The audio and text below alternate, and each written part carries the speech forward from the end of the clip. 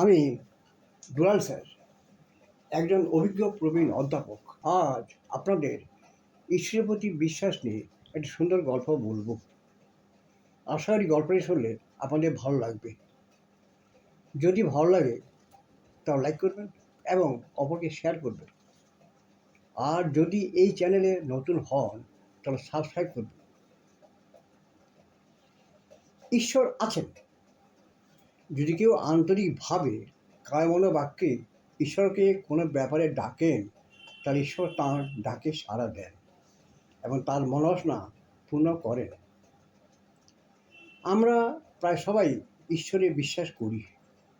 আমরা যদি কোনো মন্দিরে বা ঠাকুরের পূজার স্থানে যাই, আমরা সেখানে মাথা নত করে ঠাকুরকে প্রণাম করি এবং আমাদের মনোবাসনা পূর্ণ করার জন্য ঠাকুরের কাছে প্রার্থনা করি। যাক, গল্পটা এখন আরম্ভ করি। একটি সাপ ও একটি ব্যাঙের কাহিনী। একদিন একটি ক্ষুধার্ত সাপ খাওয়ার খোঁজে ঘুরে বেড়াচ্ছিল। হঠাৎ সে একটি ব্যাঙকে দেখতে পেল। সঙ্গে সঙ্গে সাপটি ছুটে গিয়ে ব্যাঙটিকে ধরে ফেলল এবং ব্যাঙটিকে মুখ দিয়ে কামড়ে ধরল। ব্যাঙটি বুঝতে পারল যে তার মৃত্যু আসন্ন। সে কাতর স্বরে ঈশ্বরের কাছে তার প্রাণ রক্ষা করার জন্য কাকুতি মিনতি করতে আরম্ভ করল। ব্যাঙটি ঈশ্বরকে বলল, হে ঈশ্বর, আমাকে বাঁচাও, আমার প্রাণ ভিক্ষা দাও। আবার এদিকে সাপটিও ঈশ্বরের কাছে প্রার্থনা করতে আরম্ভ করলো।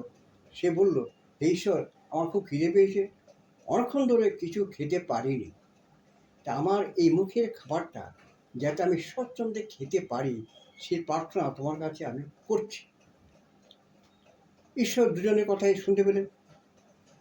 তিনি সঙ্গে সঙ্গে ব্যাঙের কাছে এসে তার কানে কানে বললেন যে, তুমি ছটফট করা ছেড়ে দিয়ে একেবারে মরার মতো অসাড় হয়ে পড়ে থাকো। এবং তারপর সাপটিকে বললেন যে, যখন ব্যাঙটিকে ধরেছ তখন তাকে ছাড়বে না। ব্যাঙটি আর বিন্দুমাত্র দেরি না করে ছটফট করা ছেড়ে দিয়ে একেবারে মরার মতো অসাড় হয়ে পড়ল।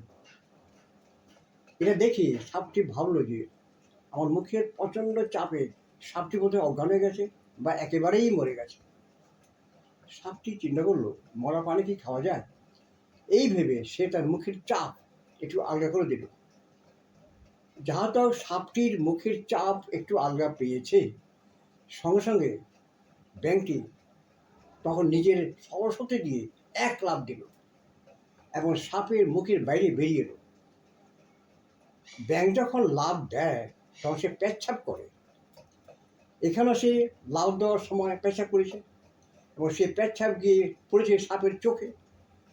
সাপ তো আর চোখে দেখতে পারছে না। আর এই ফাঁকে ব্যাঙটি লাফিয়ে লাফিয়ে সাপের নাগালের বাইরে চলে গেল এবং প্রাণে বেঁচে গেল। ব্যাঙটি ঈশ্বরকে বলল, ভগবান, তোমাকে অসংখ্য প্রণাম, তুমি আমার প্রাণ রক্ষা করেছ। এবার সাপটি রাগে ফোঁস করতে আরম্ভ করলো। সে ঈশ্বরকে বলল, হে ঈশ্বর, আমি ক্ষুধার্ত ছিলাম, তোমার কাছে আমি ব্যাঙটিকে খাওয়ার জন্য প্রার্থনা করেছিলাম, কিন্তু তুমি আমার প্রার্থনা পূর্ণ করলে না।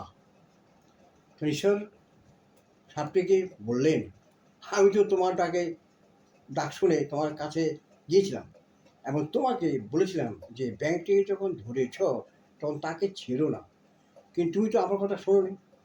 তুমি তোমার মুখের গভীর চাপ একটু আলগা করলে কেন? তোমার মুখের চাপ একটু আলগা পাওয়ার ফলেই ব্যাঙটি পালিয়ে যাওয়ার সুযোগ পেল। তোমার নিজের ভুলের জন্যেই তুমি ব্যাঙটি খেতে পারলে না।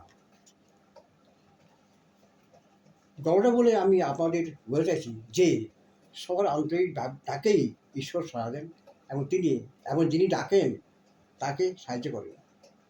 যাক, যদি গল্পটা ভালো লাগে তাহলে লাইক করবেন এবং অপরকে শেয়ার করবেন। আজ এই পর্যন্তই। নমস্কার।